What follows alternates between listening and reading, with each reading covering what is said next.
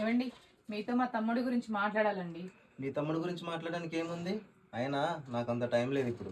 అదేంటండి అలా అంటారు? చూడు కవిత, ఈ రోజుల్లో ఎవరిది వాళ్ళు చూసుకోవడమే చాలా కష్టంగా ఉంది. అలాంటిది వేరే వాళ్ళ గురించి పట్టించుకునేంత టైం కూడా ఉంటుందా? అదేంటండి అలా మాట్లాడతారు? మా తమ్ముడిని వేరు చేసి మాట్లాడుతున్నారేంటి? ఇంకెలా మాట్లాడాలి మరి? చూడండి, మా తమ్ముడి విషయంలో మా అమ్మ నాన్నకి ఎంత బాధ్యత ఉందో మీకు అంతే బాధ్యత ఉంటుంది. అది నీకు గుర్తు చేస్తాను అంతే. అసలు మీ తమ్ముడి విషయంలో నాకెందుకు బాధ్యత ఉంటుంది? నువ్వేం మాట్లాడుతున్నావు కొంచెం నీకైనా అర్థమవుతుందా? ఏంటండి ఆ మాటలు? చూడు, నిన్ను మన పిల్లల్ని చూసుకోవడమే నా బాధ్యత. ఈ టాపిక్ ఇక్కడితో వదిలేయి. హలో అమ్మా. చెప్పు తల్లి, అల్లుడు గారు ఏమన్నారు?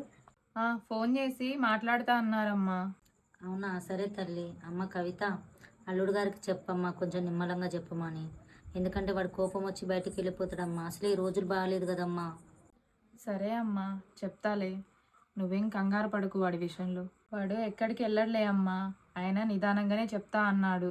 నువ్వు ఈ విషయం గురించి ఎక్కువగా ఆలోచించకు, ప్రశాంతంగా తిని పడుకో. అలాగేలే అమ్మా, తింటాలే. అమ్మ చూస్తే వీడి గురించి కంగారు పడుతుంది. ఈయనతో చెప్తంటే ఈయనేమో పట్టించుకోవట్లేదు. ఇప్పుడు ఏం చేయాలో అర్థం కావట్లే. ఈ సమస్యకు సమాధానం ఆ దేవుడే చూపియాలి.